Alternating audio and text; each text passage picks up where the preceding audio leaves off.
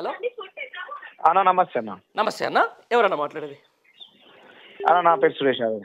Okay Suresh Yadav అన్న, చూస్తా ఉన్నాం తెలంగాణ రాష్ట్రంలో మొత్తానికి గురుకుల పాఠశాలలో ఒక విలయ తాండవం. వాళ్ళందరి యొక్క విషాహారం తినేసి ఈరోజు విద్యార్థులు పిట్టల్లా రాలుతా ఉన్నారు. ఎక్కడ జరిగినా కూడా ఈరోజు మంత్రులు బాధ్యత వహించాల్సినటువంటి ప్రభుత్వ మంత్రులు ఏం చెప్తున్నారు, దీని మీద కుట్ర జరుగుతూ ఉంది, దీన్ని త్వరలోనే బయట పెడతాం, వాళ్ళందరూ చిరుతిళ్ళు తిన్నారని చెప్పేసి, లేకపోతే అప్పాలు తిన్నారని చెప్పేసి కూడా ఒక పనికి మాలిన ఒక అసలు సంబంధం లేనటువంటి ఒక అంశాన్ని మాత్రం తీసుకొచ్చినటువంటి ప్రయత్నం అయితే చేస్తూ ఉన్నారు. వాళ్ళ యొక్క వైఫల్యాలను పుచ్చుకునేందుకు, లేకపోతే గురుకుల పాఠశాలను సక్రమంగా నడపలేము అని చెప్పుకునే దమ్ము లేనప్పుడు కూడా ఇట్లాంటి విషయాలని చెప్తా ఉన్నారు. దీన్ని ఎట్లా చూడొచ్చు అన్న? హలో, కొంచెం మీ వాయిస్ బెటర్. హలో చెప్పన్నా. ఓకే, వాళ్ళు చెప్పింది 100% కరెక్ట్ అన్న. కుట్ర జరుగుతుంది. ఓకే, కుట్ర చేసేది ఈ రాష్ట్ర ముఖ్యమంత్రి. ఎవరి మీద కుట్ర చేస్తున్నారు అనుకుంటున్నారు? గురుకుల పాఠశాలలో వద్దన్నది ఆయన కదా అన్న.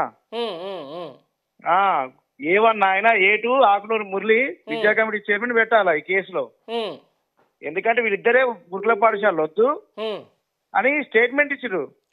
గతంలో ప్రతిపక్ష నాయకులు ఉన్నప్పుడు, ప్రతిపక్షంలో ఉన్నప్పుడు, ఇప్పుడు అధికార ముఖ్యమంత్రి అయినప్పుడు గురుకులలో వద్దు, గురుకుల ఉన్నప్పుడు పిల్లలకి తల్లిదండ్రులకి బాండింగ్ తగ్గిపోతుంది అది అని చెప్పి విషయం నింపాలా. వాళ్ళు ఎట్లయినా వీళ్ళు వెళ్ళిపోయేటట్లేరు. కేసీఆర్ ఆనవాళ్ళు జరిపేయాలంటే గురుకుల పాఠశాల తీసేయడం కుదరదు కాబట్టి సరైన భోజనం పెట్టకపోతే వాళ్ళే భయభ్రాంతులకు గురై వెళ్ళిపోతారని ఈ రాష్ట్ర ముఖ్యమంత్రి కుట్ర చేస్తుండు. ఓకే, అంటే నేను అనేది ఏంటంటే దీనికి సంబంధించి దాని మీద ఒక మంచి సరైన వివరణ అయితే రావట్లేదు. విద్యాశాఖకు సంబంధించిన దాంట్లో కూడా ఈ రోజు ఉన్న ముఖ్యమంత్రి చేతిలోనే ఉంది. గతంలో చూసినాం, ఎప్పుడు లేనంతగా విద్యార్థులు బలవుతూ ఉన్నారు, రోడ్ల మీదకి ఎక్కి ధర్నాలు చేస్తూ ఉన్నారు, మాకు మంచి అన్నం భోజనం పెట్టండి రా బాబు అని మొత్తుకుంటా ఉన్నారు. కానీ ఎక్కడ కూడా దీని మీద ఒక రివ్యూ కానీ, ఒక చర్చ కానీ, లేకపోతే పాఠశాలకు సంబంధించి మంచి భోజనం పెట్టే ఒక ఏదైనా ప్రణాళిక కానీ ప్రభుత్వం తీసుకోలేకపోతే ఎందుకంటారు? 12 నెలల కాలంలో విద్యామంత్రి లేని దౌర్భాగ్యమైన పరిస్థితిలో ఈ రాష్ట్ర ప్రభుత్వం ఉంది. ఓకే, 48 నుంచి 50 మంది పిల్లలు చనిపోతే ఇంతవరకు కూడా కనీసం పట్టించుకునే పరిస్థితి, రివ్యూ మీటింగ్ చేసే పరిస్థితి లేదు. ఓకే, ప్రతిపక్షం నాయకులు రేపు పొద్దున ఒక కమిటీ గురుకుల పాఠశాల పోవాలని చెప్తే ఇవాళ రివ్యూ పెడతారు ఈ రాష్ట్ర ముఖ్యమంత్రి.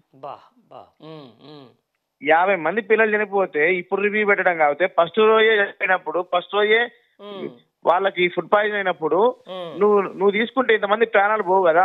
అవును అవును, నేనేమంటున్నా అంటే ఈ రాష్ట్ర ముఖ్యమంత్రి కనీస అవగాహన లేదు. ఒకటే ఉద్దేశం, విషయం నింపాలనే ఉద్దేశం తప్పితే ఇలా గురుకుల పాఠశాలలో రివ్యూ చేసి ఉంది.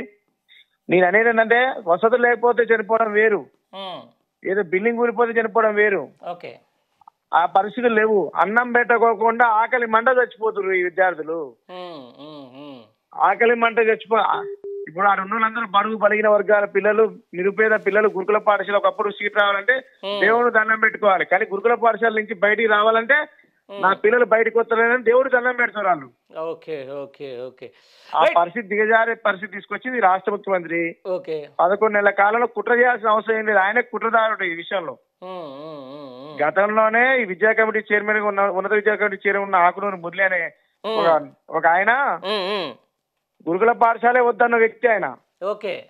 ఆయన అడుగులకి మడుగులు వచ్చిన రాష్ట్ర ముఖ్యమంత్రి ఏంటంటే ఒకటే కుట్ర.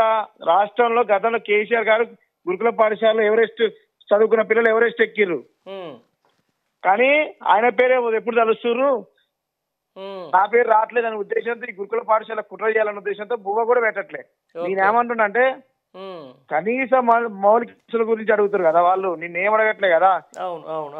నీ తమ్ముడు బిడ్డ పోయి పెళ్లి కాడ ఉన్నంత తీరిక ఒక అర్ధగంట సేపు రివ్యూ చేస్తే ఈ బిడ్డల జీవితాలు బతుకు కదా.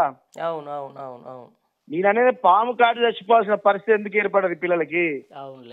బువ్వ లేకుండా విష ప్రయోగం 20 ఆటలు పోరాటం చేసింది ఆ బిడ్డ శైలయ్య.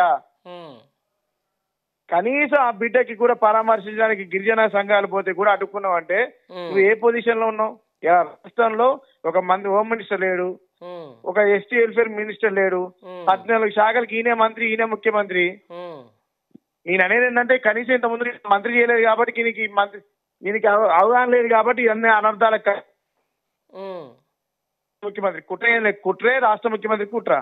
రైట్ సురేష్ గారు, చాలా మంది ఫోన్ కాల్స్ మనకు వస్తూ ఉన్నాయి, వాళ్ళతో కూడా మాట్లాడే ప్రయత్నం చేద్దాం. మీకు దగ్గరికి వస్తాం. చాలా థ్యాంక్ యూ అన్న మీ వివరణ అందించినందుకు.